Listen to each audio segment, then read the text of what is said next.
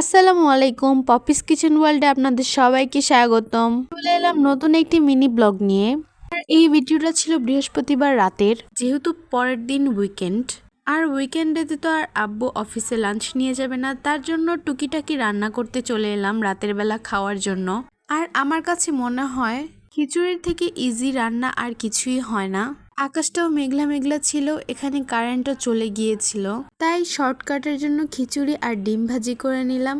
আমাদের ঘরে আবার খিচুড়ি আর ডিম ভাজি হলে আর কিছুই লাগে না। ফার্স্টে আপনাদের দেখিয়ে নিলাম আমি ভাতের চাল নিয়ে নিয়েছি আর মসুর ডাল ভালো করে ধুয়ে নিলাম। দেন খিচুড়িতে দেওয়ার জন্য আলু কেটে নিলাম, যেহেতু খুবই তাড়াতাড়ি রান্না করব তাই কোনো ঝামেলা করতে চাচ্ছিলাম না।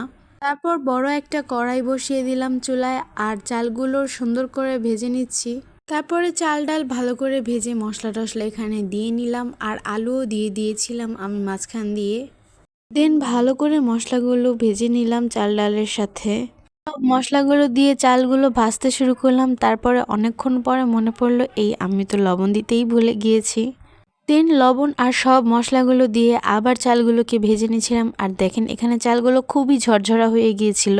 দেন 20 মিনিটের মতন আমি চালগুলো আর মশলাগুলো ভেজে এখানে পানি দিয়ে দিয়েছি পরিমাণ মতন। তারপরে দেখলাম বাহিরে ঝড় উঠে গিয়েছে, মানে অনেক জোরে জোরে বাতাস বইছে। এরকম সুন্দর ওয়েদারে খিচুড়ি খেতে তো মজাই আলাদা। তো এখানে খিচুড়ির বলক চলে এসেছিল আর পানিও অনেকটা টেনে গিয়েছিল। আমি আবার ঢাকা দিয়ে রেখে দিলাম খিচুড়িটাকে। তারপরে চুলার আঁচ একবারে কমিয়ে রেখেছিলাম। আর তারপরও এখানে দেখুন ঢাকনা ওঠানোর পরে আমার পানিটা কিন্তু ভালো করে টানেনি।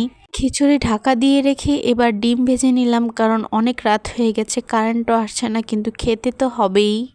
খিদেও পেয়েছে, রাতও বাড়ছে আর আকাশটাও এত সুন্দর মেঘলা মেঘলা। তো আমার খিচুড়ি আর ডিম দুটোই রান্না করা শেষ, এবার চলেন খাই।